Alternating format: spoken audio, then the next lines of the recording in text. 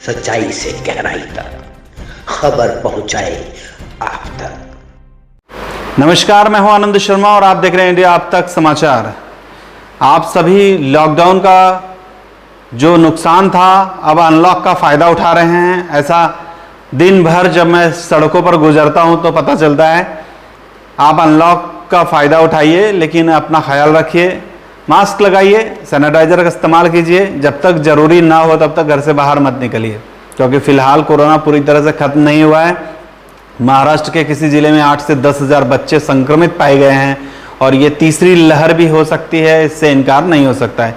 इसलिए अपने बच्चों को सुरक्षित रखना है तो आप घर पे रहिए जब तक ज़रूरत ना हो तब तक। दोपहर के बाद जब मार्केट बंद हो जाता है तो गैर ज़रूरी तरीके से बाहर ना घूमें।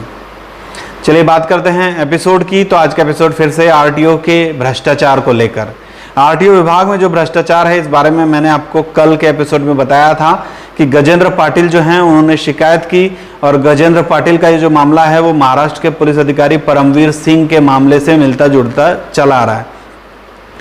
आपको बताता चलूँ कि धुलिया का ये मैटर है, और धुलिया में इससे पहले ये जो केसेस किए गए हैं इसमें बताया गया है कि कोई ऐसा व्यक्ति था जिसने किसी कर्मचारी के बारे में बिना मतलब की अश्लील बातें फैलाया, उसकी बदनामी कारक कुछ लिखा और लोगों तक पहुंचाना शुरू कर दिया।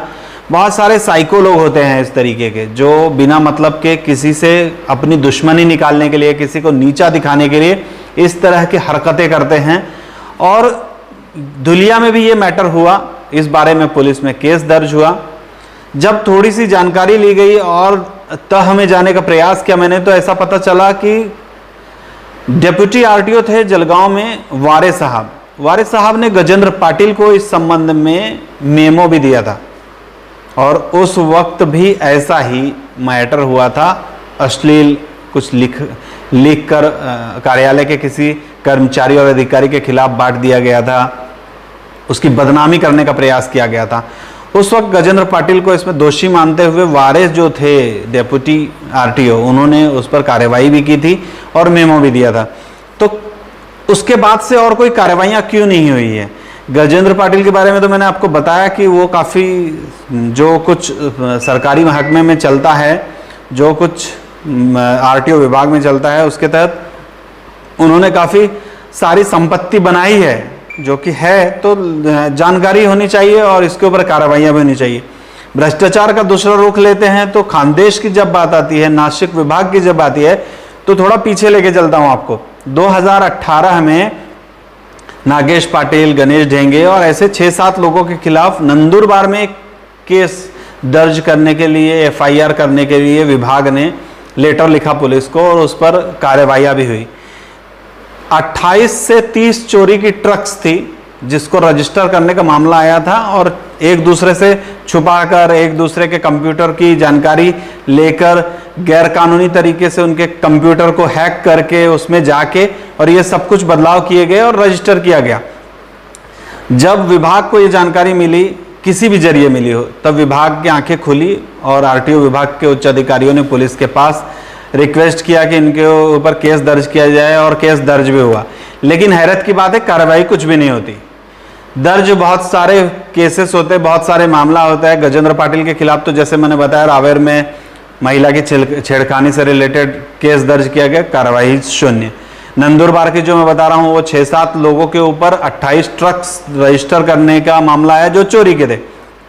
ऐसी गैरकानूनी बातें होने के बाद भी विभाग ने 2 समिति गठित की, जिसमें धुलिया के कुछ ARTOs थे, धुलिया के अधिकारी थे, जो लोग उस समिति में थे।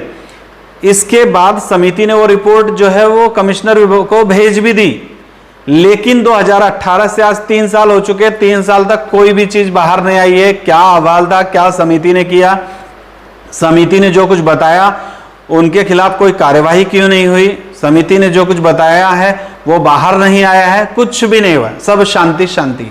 अब आखिरकार ये शांति क्यों है? जब इसके ऊपर मैंने कुछ लोगों से बातचीत की तो जानकारों का कहना है कि सब भाई भाई हैं, एक दूसरे को बचाने के लिए, एक दूसरे की करनी को ढकने के लिए ये सब कुछ चलता है। कागजों पर जो कुछ भी होता है वो हो जाता है, बाकी रियल में उसको इम्प्लीमेंट करने के लिए ऊपर से लेके नीचे तक जब कटता है तो सब बटता है, इसलिए ये कार्रवाइयाँ नहीं होती है। अभी ये जो कुछ भी चल रहा है ये विभाग की बदनामी कारक चल रहा है और अब विभाग को जाग जाना चाहिए। कम से कम ऐसे लोगों को सजा तो मिलनी ही चाहिए जो लोग विभाग को बदनाम कर रहे हैं। तो अब मैं ये कहना चाहूँगा जनता की ओर से, ट्रांसपोर्ट कमिश्नर को, ढाकने साहब हैं वहाँ, उनको कि कार्रवाई तो कीजिए। पिछले आपके पास इतने सारे मैटर्स पेंडिंग हैं, इस पर कार्रवाई कब करेंगे? BS4 का जो मामला है वो मामला जो गजेंद्र पाटिल ने आरोप लगाए उसके अंदर BS4 का मामला आया है, बहुत ही अच्छा और दमदार मामला है।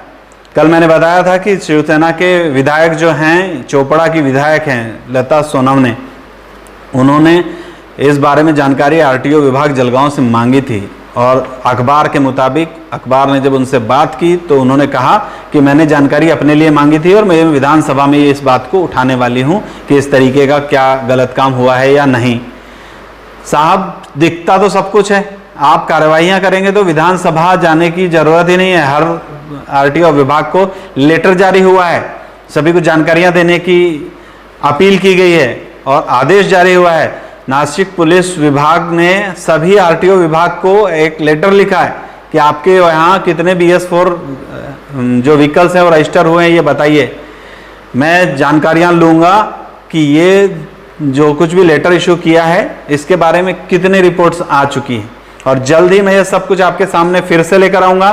देखते हैं RTO विभाग में कितने और भ्रष्टाचार की पोल खुल पाती है, क्या हम लोग कुछ कर पाएंगे। फिर आपसे मुलाकात होगी अगले एपिसोड में, तब तक के लिए अपना ध्यान रखिए, सुरक्षित रहिए। जय हिंद।